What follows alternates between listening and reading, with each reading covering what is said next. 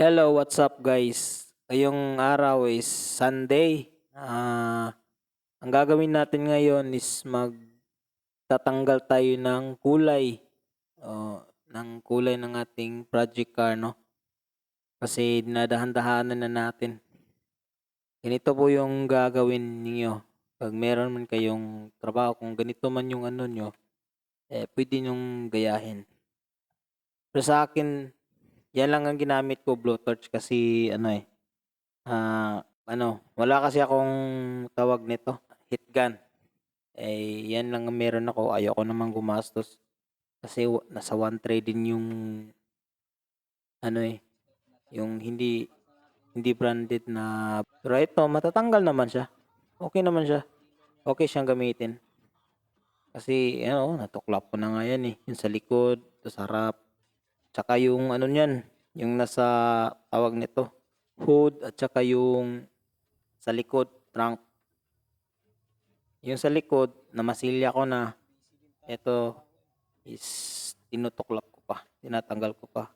Kasi hindi pwede hindi siya pwedeng gamitan ng tawag nito, paint remover.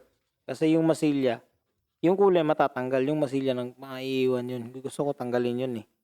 Kaya tinotorch ko na lang. Kasi nga wala akong heat gun eh. Ayan mga guys, ingat lang kayo dyan mga guys kasi nakakapaso talaga yan. Sa totoo lang mga idol, talagang kailangan po mag-ingat sa ganyang mga lalo na pag may apoy. Kasi kung hindi ka mag-iingat, minsan napupunta yung apoy dyan sa kasi talagang liliyab talaga yung kulay pag nainit. Hindi ko naman talaga ina-advise na gamitan ng torch kasi yung mas maganda talagang gamitin yung mga guys is yung tawag nito, heat gun. Kasi yung heat gun walang apoy yun eh. Ito sa akin, ito lang kasi meron ako. Ayoko namang gumastos pa. Ayan. Yun na lang yung ginamit ko. Kasi marami din kasi akong butin dito hindi na ginagamit. Kaya eto mga guys, sana maabangan nyo ito hanggang sa pagtapos nito. Sana nga matapos na to. Yan guys. Eto mga guys, masyadong talagang matigas tong lumalaban yung kulay eh. lumalaban. Pero goods naman yan mga guys.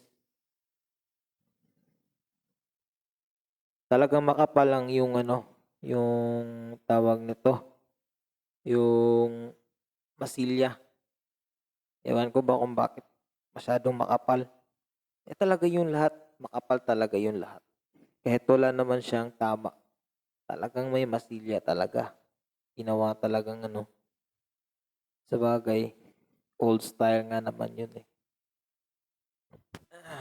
Kasi ako pag gumagawa ako, inaano ko talaga. Kung makakaya ko pa siyang pukpukin, kung makaya ko pa siyang gawa ng paraan para manipis na lang yung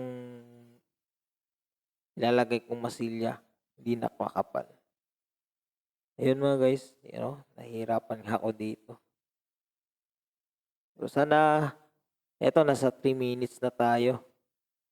Puputulin ko na tong video nito mga guys. Saka ibubukod ko na lang yung isa pang yung video.